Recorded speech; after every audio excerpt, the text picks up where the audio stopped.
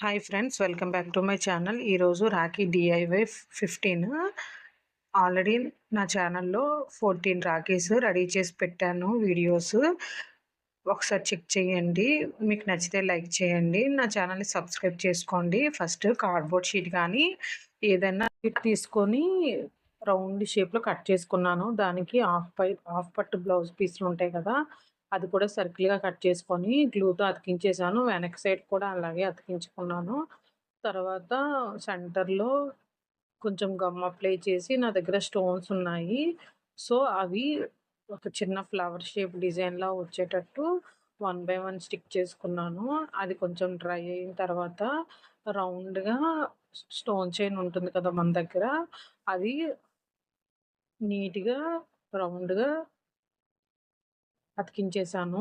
తర్వాత మన దగ్గర బీడ్స్ ఏమైనా ఉంటే అవి వూలెన్ థ్రెడ్‌కి 1 బై 1 ఎక్కించేసి అటు ఇటు బీడ్స్ ఉండేటట్టు చూసుకొని సెంటర్‌లో మనం రెడీ చేసి పెట్టుకున్నది కొంచెం గ్లూ అప్లై చేసి స్టిక్ చేసినవే మధ్యలో. అంతేనండి, సింపుల్‌గా రాఖీ రెడీ అయిపోయినట్టే.